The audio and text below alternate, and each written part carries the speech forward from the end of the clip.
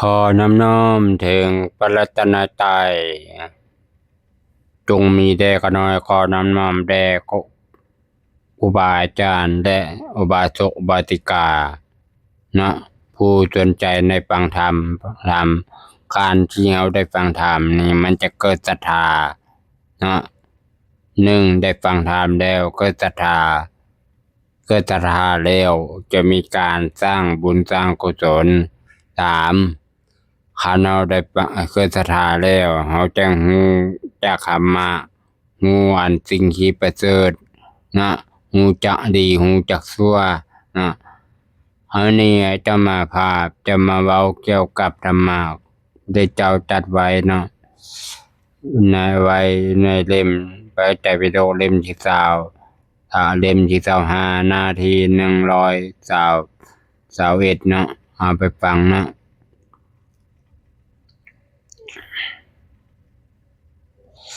พระเจ้าตรัสไว้ว่าการหลุดพ้นนะหัวข้อว่าการหลุดพ้นนี่การหลุดพ้นโดยบ่ฮู้อริยสัจนั้นเป็นไปบ่ได้เนาะเอามาเข้าเรื่องเนาะภิกขุทั้งหลายเปรียบเหมือนผู้ใดผู้หนึ่งจะยอมกล่าวว่าเฮาบ่ต้องตั้งพื้นฐานในเบื้องลุ่มเรือนดอกแต่เฮาจะก่อสร้างโตเรือนข้างเทิงได้ดังนี้นี่บ่แม่นฐานะที่จะมีได้สันใดข้อนี้ก็เป็นฐานะที่จะมีได้ฉะนั้นคือข้อที่ผู้ใดผู้หนึ่งจะยอมกล่าวว่าเฮาบ่ต้องรู้จักความจริงอันประเสริฐคือความจริงเรื่องทุกข์เรื่องเหตุให้เกิดทุกข์เรื่องความดับบ่เรื่องแห่งทุกข์และเรื่องทางนำเดินให้ถึงความดับบ่เหลือของทุกข์นั่นดอกแต่เฮาจะเอ็ดความสิ้นสุดแห่งทุกข์ได้โดยถูกต้องดังนี้ภิกขุทั้งหลายเปรียบเหมือนผู้ใดผู้หนึ่งจะยอมกล่าวว่าเฮาต้องตั้งฐานรากของเรือน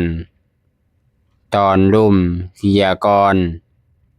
จึงจะก่อสร้างโตเรือนข้างเทิงได้ดังนี้นี่จะเป็นฐานะที่จะมีได้สันใดข้อนี้ก็เป็นฐานะที่จะมีได้ฉะนั้นคือข้อที่ผู้ใดผู้หนึ่งจะยอมกล่าวว่าเฮาการรู้ความจริงอันประเสริฐคือความจริงเรื่องทุกข์เรื่องเหตุให้เกิดทุกข์เรื่องความดับบ่เหลือของทุกข์และเรื่องทางนำเนินให้ถึงความดับบ่เหลือแห่งทุกข์นั่นแล้วจึงจะเอ็ดความสิ้นสุดแห่งทุกข์ได้โดยถูกต้องดังนี้ภิกขุทั้งหลายเพราะเหตุนั้นในกรณีนี้พวกเจ้าต้องตั้งความเพียรเพื่อให้รู้ความเป็นจริงว่านี่เป็นทุกข์นี่เป็นเหตุให้เกิดทุกข์นี่เป็นความดับบ่เหลือของทุกข์และนี่เป็นทางนำเนินให้ถึงความดับบ่เหลือของทุกข์ดังนี้เถิดนะ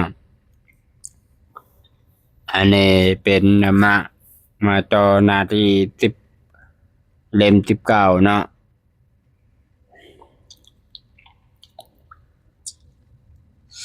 มาฟังมาขอตอนที่2เนาะจอที่2เนาะพอบุหูอริยสัจจึงต้องแล่นไปในสังสารวัฏเนาะขอไปนะวาซาหนึ่งเนาะเฮาบ่ฮู้อริยสัจจึงต้องแล่นไปในสังสารวัฏนะภิกขุทั้งหลายพอบ่ฮู้ทั่วถึงบ่แทงตลอดซึ่งอริยสัจ4อย่าง สี่อย่างเฮาและพวกเจ้าทั้งหลายจึงได้ท่องเที่ยวไปแล้วในสังสารวัฏตลอดกาลยืดยาวนานนะยาวโดนนานเทิงเพียงนี้ที่คนทั้งหลายอริยสัจสี่อย่างใดอย่างหนึ่งอย่างใดหนอภิกขุทั้งหลายเพราะบ่ฮู้ทั่วถึงบ่แทงตลอดถึงอริยสัจสี่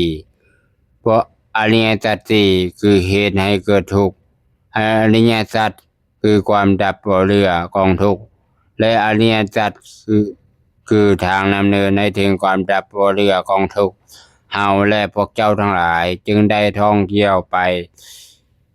แล้วในสังสารวัฏตลอดกาลยืดยาวโดนนานเสียงนี้ภิกขุทั้งหลายเมื่ออริยสัจคือทุกข์เหตุให้เกิดทุกข์ความดับบ่เหลือของทุกข์และทางนำเนินให้ถึงความดับบ่เหลือของทุกข์และเป็นความจริงที่เฮาและพวกเจ้าทั้งหลายรู้ทั่วถึงและแห่งตลอดแล้วตัณหาในภพก็ถูกถอนขึ้นคาดตัณหาที่จะนำไปสู่ภพใหม่ก็ดับสิ้นไปหมดบัดนี้ความต้องเกิดขึ้นอีกบ่ได้มีดังนี้ภิกขุทั้งหลายบ่ฮู้ตามลำดับบ่เพราะบ่แทงตลอดซึ่งธรรมสี่ประการเฮาและพวกเจ้าทั้งหลายจึงได้ท่องเที่ยวไปแล้วในสังสารวัฏตลอดกาลยืนยาวนานโดนนานเนาะเพียงเฮานี้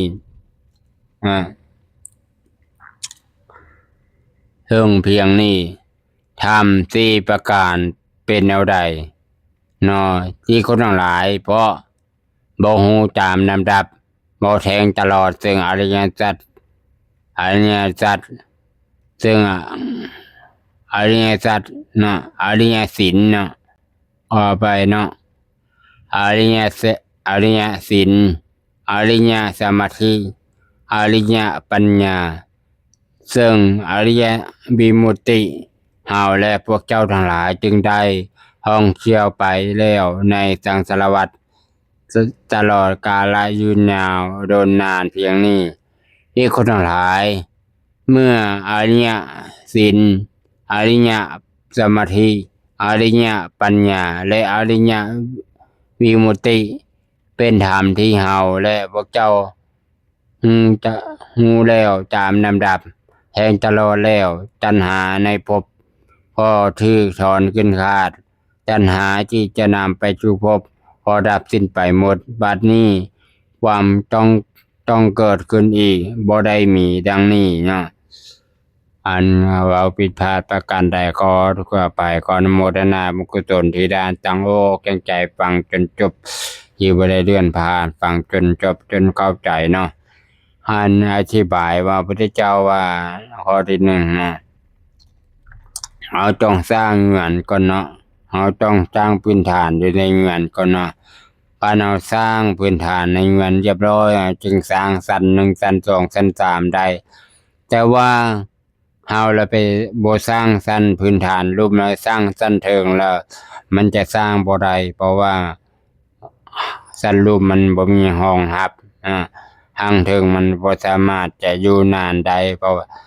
มันจะคันอยู่นานก็ได้ชั่วคราวจนว่ามันจะล่มพังทลายลงนะเราต้องสร้างพื้นฐานทางรูปแล้วจึงสร้างทางเทิงมันจะใช้งานมาตรฐานได้ดีเนาะพระพุทธเจ้าว่าคือการที่เฮาได้ฮู้จักอริยสัจสี่เป็นเหตุให้เฮาบ่ต้องกลับมาเกิดเป็นทุกข์